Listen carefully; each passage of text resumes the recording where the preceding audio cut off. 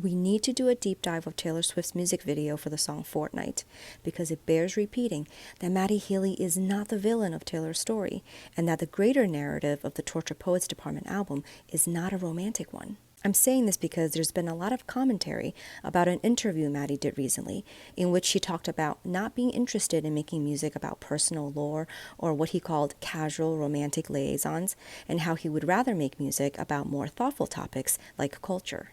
Most people are interpreting this as him taking jabs at Taylor, but I would argue that's not the case at all. In fact, I think Taylor would wholeheartedly agree with what he said. Because to me, Taylor has made it very clear that the significance of her connection with Matty, as well as the bigger story that she's trying to tell with the Torture Poets album, are both not romantic in nature. But I think we as a public have largely ignored the signs because we have a tendency to romanticize close personal relationships that she has. As a result, Taylor's public relationship with Matty and her album have both been, in my opinion, widely misunderstood. So today we're going to look at the music video for Fortnight, because Taylor said that this video is the perfect visual representation of the Torture Poets Department album and the stories that she tells in it. We'll find out exactly what inspired the songs and how Matty Healy is not the villain, but rather a supporting character in the bigger story that Taylor's trying to tell, and that is the story about the longest toxic relationship she's ever had, the one she has with the public. And by the way, I'm Mary, and this is part of my deep dive of the Torture Poets Department album from the perspective of a songwriter and a former English teacher. First things first, we need to understand that a music video is an opportunity for the artist to make another piece of art. Sometimes a music video is a direct representation of a song's lyrics, but other times it's a creative tangent, a separate piece of work that has something else to say, and that's what the Fortnight music video is. So we'll be focusing only on the visuals and not the lyrics, because Taylor's intention in making this video was to create a visual representation of the album, to quote, show you the worlds that I saw in my head that served as the backdrop for making this music. There's a lot of detail in this video, so I'm going to try to be concise and focus on what's central to Taylor's story. The video begins with Taylor handcuffed to a bed, in a room that is sterile, distorted, and half turned upside down. This is the asylum that Taylor refers to in her music. She's using the imagery of a mental institution to symbolize the institutions of fame and entertainment. In a close-up, we can see that Taylor's styling and makeup, especially the distinct thin eyebrows, resemble that of Clara Bow. Clara Bow is also the name of a song on the Torture Poets album about the institutions of fame and entertainment. In the video, a uniformed character resembling a psych warden enters and gives Taylor a pill labeled "Forget Him." This is Taylor taking us to the time when her relationship with Joe Alwyn had ended. We can now understand more of the symbolism in this scene. The bed is a metaphor for intimacy and symbolizes her relationship with Joe. The handcuffs symbolize the way she felt in the relationship at its end. In many of her songs, she refers to the relationship with metaphors of prison or jail. The white dress she's wearing resembles a disheveled wedding dress, symbolizing the failed relationship that she had once thought was going to be forever. The warden gives Taylor the pill and then releases her from her handcuffs. What's important here is Taylor's expression and demeanor. She kind of rolls her eyes and has this begrudging attitude, as if she doesn't really have a say in this, but is just resigned to getting it over with. This scene is a metaphor for the culture of celebrity, the way the public, those running this asylum, imposes on her personal life and tries to dictate how she should feel and what she should do. The unlocking of the handcuffs doesn't symbolize the actual breakup itself. That's already happened. She's already alone in this bed in a ruined wedding dress. Rather, this moment is a commentary on the culture of celebrity that we all contribute to and participate in. A great example for understanding this is when we look at Justin Bieber, how a segment of today's public still insists on a relationship between him and Selena Gomez, to the point of harassing him and his wife when he's already been married for 6 years and just had a baby. Taylor is commenting on this type of imposition from the public, which is violating and dehumanizing because it's a complete disregard of someone's feelings and personal boundaries.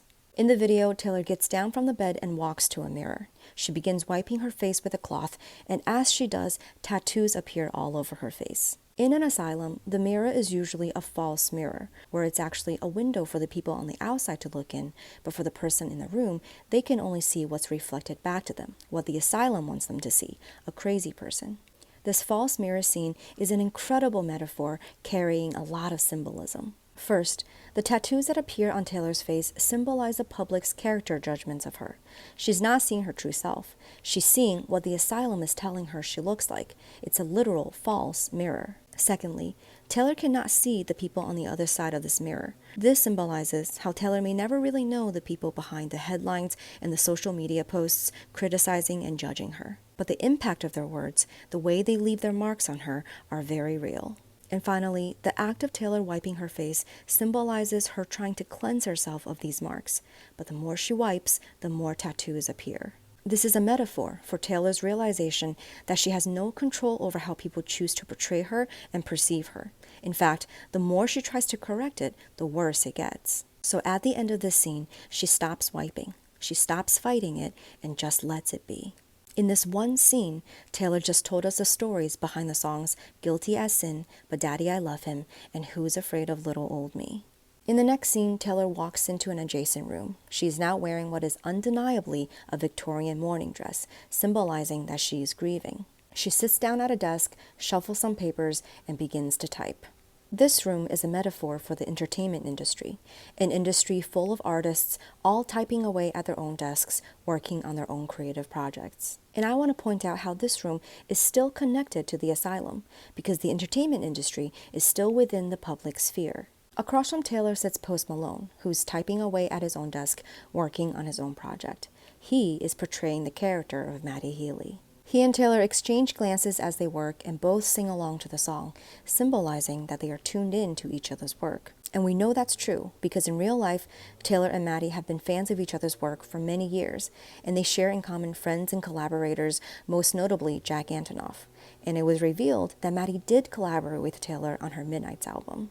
This scene of Taylor typing is another scene full of symbolism. We already know that the Victorian mourning dress that she's wearing symbolizes grief, and we see that there's a moment where she seems to double over in heartache as she's typing, "I love you, it's ruining my life," over and over. Also, the number 1 key is missing on the typewriter, symbolizing having lost the one, the person that she thought she was going to marry. These details tell us that she's grieving her breakup from Joe, and that the songs she wrote at the time, the songs on the album that are heavy with grief, such as Fortnight, LOML, The Black Dog, or Chloe or Sam, are all about Joe. As Taylor and the character of Matty continue to type, ethereal clouds of light and color rise up from each of their typewriters and then meet in the middle, igniting into a bright light. I can't think of a more crystal clear way of Taylor showing us that her relationship with Matty and the significance of their connection was a creative one, that they shared in something incredible as artists, and that the reason why certain sounds and aesthetics of the Torture Poets department seem to evoke Matty's band in 1975 is likely because Matty was involved in the process of Taylor making this album. In the video, this scene ends with us entering into the light. This is Taylor taking us into her connection with Matty. There's a split second before this happens that Taylor and the character of Matty both stop typing and look at each other. The intentionality of this moment, to me, symbolizes the intensity of their connection. It's a metaphor for how they really saw each other and entered a world of their own. In the next scene, we're now inside the light, inside the private world of Taylor and Matty. How do we know it's their private world? Because Post Malone no longer has his face tattoos. Remember, the asylum in which they were before is a metaphor for the institutions of fame and entertainment.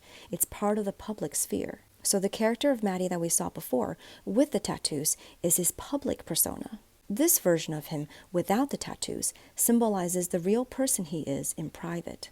This duality, these two identities that seem to be complete opposites, is what Taylor was referring to in her song Guilty as Sin when she said, "He's a paradox."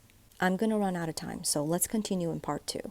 This is part 2 of my deep dive into the Fortnight music video by Taylor Swift. This music video is a key piece of evidence in helping us understand that Taylor has been repeatedly telling us that her connection with Matty Healy and the bigger story that she's trying to tell with the Torture Poets department album are both not romantic in nature. We're at about the 1 minute 55 second mark in the music video.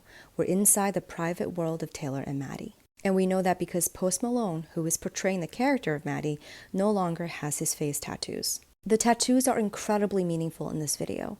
In real life, Post Malone has shared that he got all his face tattoos because people made him feel deeply insecure about his looks, and he thought the tattoos would help him feel more confident. So to me, these tattoos symbolize the persona he chooses to present to the world.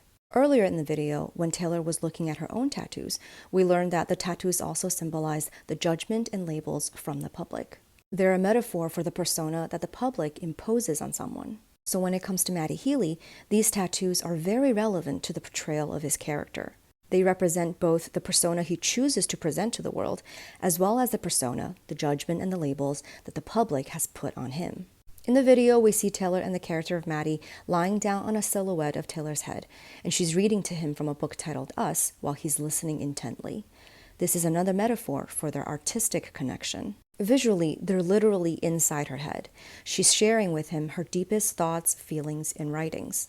To me, the Book of Us refers to her relationship with Joe, but perhaps also her connection with Matty and everything they were experiencing at the time with the public. But Taylor makes it very clear with the visuals in this scene, how far apart they're positioned, what they're actually doing, and how they're dressed, that the intimacy they're sharing is not romantic or physical. Her connection with Matty is first and foremost an artistic one. I think this is something that any artist can understand, especially if you've shared a strong creative connection with someone. I've experienced this myself. When you share a strong creative connection with someone, it can feel like a soul connection. There's something so thrilling and joyful about it that you can quickly develop an intimacy that to an outside person appears romantic in nature. On the inside, if you don't have enough self-awareness, and especially if there's a natural physical attraction, you may mistake the artistic connection for something else.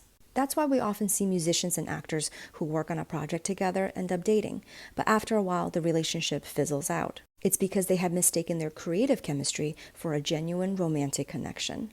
But Taylor doesn't make that mistake because she's incredibly self-aware. In the video, she shows us a montage of her running to the character of Matty. We see him hugging her from behind, and it appears for a moment very intimate and romantic. But it immediately cuts to Taylor and Post Malone breaking into laughter and him breaking the fourth wall and looking directly into the camera. This moment is crucial for understanding this entire scene. There's a reason why Taylor included this. She's so intentional and meticulous in the details. Showing us this moment of them breaking character and Post Malone breaking the fourth wall is Taylor telling us that she and Matty were both playing into their characters of being romantically involved. It was a bit. The scene continues with the character of Matty holding Taylor's face. They look into each other's eyes. Taylor breaks into a smile, then they lean into each other, not for a kiss, but to touch foreheads. Yes, there's affection here. Yes, there is intimacy, but it's the affection and intimacy of two people who really see, respect, and adore each other. Sure, they may have shared an attraction and a flirtation, but like I said in my deep dive of the song Guilty as Sin, the significance of their connection, the core of what made it meaningful, was that Matty made Taylor feel seen and understood when she was deeply depressed and isolated. In the next scene in the music video, we see Taylor and the character of Matty standing across from each other. The first time we see Taylor's face, she looks intrigued. Her raised eyebrows and slight smile tell me that she's feeling interested and maybe slightly amused. The second time we see her face, her expression has changed. She's no longer smiling and her eyes look worried. She looks somewhat concerned and apprehensive, and Post Malone more or less seems to mirror her expressions. All the while, pieces of paper are swirling around them. In fact, there were papers flying around before, but just not that many. But now, more and more pages are swirling around them, and by the end of the scene, Taylor and the character of Matty are engulfed in a whirlwind. This entire sequence of them reveling in the private world while a storm formed around them is the story behind the song The Torture Poets Department and the lead-up to But Daddy, I Love Him. The papers symbolize all the attention around Taylor and Matty and everything that was written about them in the press and on social media. The change in Taylor's expression from amused intrigue to worried concern symbolizes her realization that their public show of a relationship, is bringing a storm. As everything swirled around them, right before this scene ends, we can see Taylor reaching out to the character of Matty and him taking her hand. This moment is the visual representation of her lyric, "I chose this cyclone with you." In the next scene, we see Taylor wearing a contraption on her head, and as the camera zooms out, we see that she's also strapped to a stand in what appears to be an experiment room. Every detail in this scene is intentional. Her wearing a contraption that resembles a crown while being strapped in to be experimented on is the visual representation of what she meant in her poem for the album when she referred to herself as the Empress in the Gilded Tower.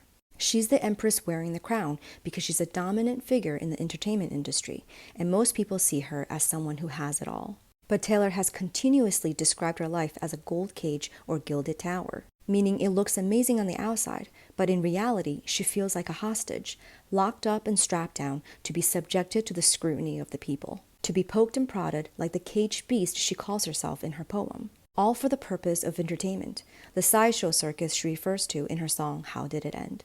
In the video, two people in lab coats, played by the actors Ethan Hawke and Josh Charles, go up to Taylor, make some sort of assessment of her head, and decide it's not to their satisfaction.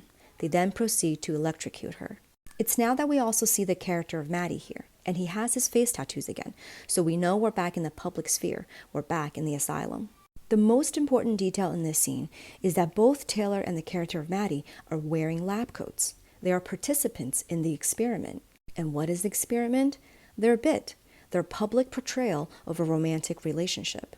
To me, this entire scene is a metaphor for what happened in May of 2023, when Taylor's frustration with the public's relentless scrutiny and criticism drove her to perform a series of public stunts with Matty, experiments, if you will, out of rebellion. This was when they dedicated songs to each other on stage, mouthed the words "I love you," and were seen holding hands. And the public went crazy.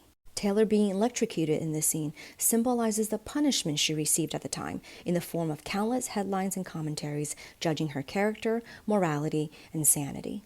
Not just from the press and the media, but also from a segment of her very own fans. The experiment with Matty was going sideways.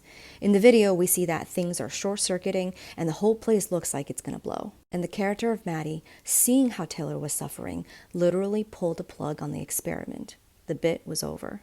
In real life, about 2 weeks after the height of all this madness, the press reported that Taylor and Matty had ended their relationship. This entire scene just told us the story behind the song, "But Daddy, I Love Him." I just want to point out that there's a specific reason why it's meaningful to me that Taylor cast Ethan Hawke and Josh Charles in this particular scene. Many people already know that Ethan and Josh were actors in the movie Dead Poets Society. Without giving away any spoilers here, one of the most important statements that the movie makes is that the pursuit of artistic passion and the commitment to freedom of expression, while honorable and worthwhile endeavors, can be very costly. There can be real-life consequences, and I think Taylor's experience proved that to be true. There's so much more to be said about why Taylor would choose to do what she did with Matty, why he's the perfect co-conspirator and the ally that she needed, and the impact of everything that happened. But that's something I'll have to save for my deep dive of the songs The Torture Poets Department and But Daddy, I Love Him. For our purpose here, let's continue with what happens next in the Fortnight music video, the aftermath. I'll finish in part 3. This is part 3 of my deep dive into the Fortnight music video by Taylor Swift. This music video is a key to understanding that Taylor's connection with Matty Healy and the bigger story that she's trying to tell with the Torture Poets Department album are both not romantic in nature. In parts 1 and 2, we learned how Taylor sees the institutions of fame and entertainment, what made her connection to Matty meaningful, and how her relationship with Matty was a performance of rebellion against the public's imposition on her personal life, the way they try to dictate how she should feel and what she should do after her breakup with Joe Alwyn. We're now at the 3-minute 15-second mark in the music video. Post Malone, who's portraying the character of Matty, had just pulled the plug on their public show of a relationship after seeing just how much Taylor was suffering at the hands of the public. We now see them perched on top of a precarious peak in a dark and wild landscape with a thunderous storm pouring down on them. This is the aftermath. This is the storm of judgment and criticism that came down against Taylor and Matty in response to their public relationship. Countless headlines and social media commentaries at the time, some from Taylor's very own fans, questioned her sanity and attacked her character and morality. And as for Matty, he continues to be maligned by the public to this day. In the video, we see the character of Matty on the phone, and he appears in anguish. The camera pans to Taylor, who's sitting on top of the phone booth in the storm. She's soaked to the bone, but it doesn't seem to really bother her. She appears unemotional. As the video continues, we see that after the character of Matty hangs up the phone, he and Taylor look to each other. He reaches out to her, and she reaches down and holds his hand. And that's the end of the music video. To me, this entire sequence is the visual representation of the song The Albatross, when Taylor says, "When that sky rings fire on you and you're persona non grata," meaning someone who is unwanted or unwelcomed, "I'll tell you how I've been there too, and none of it matters." To understand this, we need to remember that, as a companion for Taylor, Matty Healy was, and still is, seen by the public as persona non grata. I talk about this in some of my other videos, but in my opinion, Matty Healy is largely misunderstood by people who may only know him through his connection with Taylor and not through the context of his work as an artist. Because if you know his work, it's easy to see how he and Taylor actually align when it comes to their creative aspirations, their perspectives on art and culture, and the seriousness with which they approach their art. In fact, I would say that Taylor is likely inspired by Matty and his artistry. There's a reason why in her poem for the album, she refers to him as someone hallowed, someone she deeply respects. But at the time of their public relationship, most of what was circulated online about Matty were just video snippets of a show or sound bites from an interview. There was no context of a full performance or extended conversation. So if someone doesn't know his work as a performance artist and culture commentator, it's easy to assume from those snippets and sound bites that Matty Healy is just a horribly offensive person. Taylor touches upon this in her song The Albatross, when she says, "Wise men once read fake news and they believed it. Jackals raise their hackles, you couldn't conceive it. You were sleeping soundly when they dragged you from your bed, and I tried to warn you about them." Matty Healy underestimated the force of public backlash for someone at Taylor's level. He couldn't have imagined just how toxic and destructive things could get. But it was no surprise for Taylor, because she's been there. There's a reason why this scene of Taylor sitting in the rain is reminiscent of her music video for Delicate when she was also soaking wet in the rain. Taylor often uses the motif of rain to symbolize the storm of public scrutiny and judgment that comes with fame. That's why in the song Peace, in which she talks about the cost that comes with being in a relationship with her, she says, "The rain is always going to come when you're standing with me." So in the Delicate music video, she's soaking wet from the storm that resulted from the Kim and Kanye drama. And here in the Fortnight music video, she's soaking wet from the storm that followed her public show of a relationship with Matty. But this time, it didn't take her by surprise because she's been there before. That's why she appears unemotional. There's a crucial detail in this last scene. As the video fades to black, we see the character of Matty lowering his head. He looks dejected or perhaps apologetic. To me, this entire sequence of them being in the rain and him on the phone is a metaphor for him tapping out. He was calling for help. Because the storm of public backlash was all too much. He didn't anticipate the magnitude of what they would be up against. And to me, this moment of him hanging his head symbolizes him feeling sorry that he couldn't do what he wanted for Taylor, to free her from her gilded tower. In Taylor's poem for the album, she said of Matty, "How gallant, how brave, to save the Empress from her gilded tower, swinging a sword he could barely lift." Remember, the gilded tower is a metaphor Taylor uses to represent the confines of fame and entertainment in which she's held hostage. This means Matty's intention with Taylor during that time was not out of romantic interest. It was to save her from her gilded tower, to save her from the oppression of the public, the scrutiny and the judgment, to free her from the life that she refers to as a restricted humanity.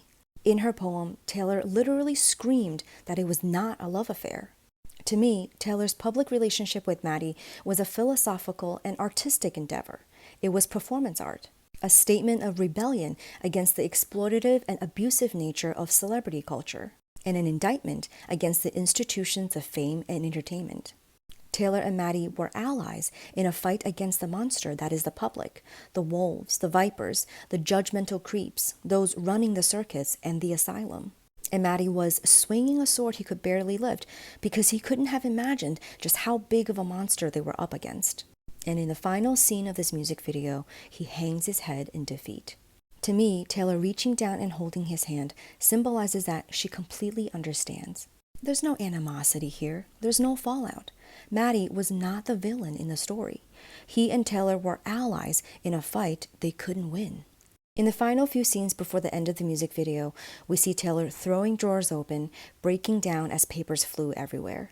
She stands in the typing room as burning pages swirled all around her, and we see her shattering the mirror in the asylum in a final act of rebellion against the institutions of fame and entertainment. As we know from earlier in the music video, the pages in the typing room symbolize her writing. Taylor has let loose her creativity, and also she's let loose her rage. The pages are literally on fire. These scenes are the visual representations of Taylor's anguish and anger in songs such as Down Bad, But Daddy I Love Him, and Who's Afraid of Little Old Me. I want to say one more thing about this scene of Taylor breaking the mirror. We talked about this in the very beginning, how the mirrors in an asylum are false mirrors, where people on the outside can look in, but the person in the room can't see who's on the other side. The mirror symbolizes the separation between Taylor and the public, how she's always the one being observed and scrutinized. That's the way the asylum, the institutions of fame and entertainment, has always been set up. By breaking this mirror, Taylor is symbolically breaking the barrier between her and the public. She's breaking the fourth wall. It's an act of defiance. And the evidence is that never have we seen Taylor be so direct in her address to the public as we see on the Torture Poets album. In the bridge of Down Bad, the one time she says, "Fuck you if I can't have us," that's her talking directly to the public. That "FU" is meant for us. The entire song of Badaddy I Love Him, the you that she's addressing as she's seething with anger, is us, the public. Same thing goes for the song Who's Afraid of Little Old Me. Most of the you in her direct address is to the public. You hurt me, you taught me, you caged me, and then you called me crazy. I am what I am 'cause you trained me.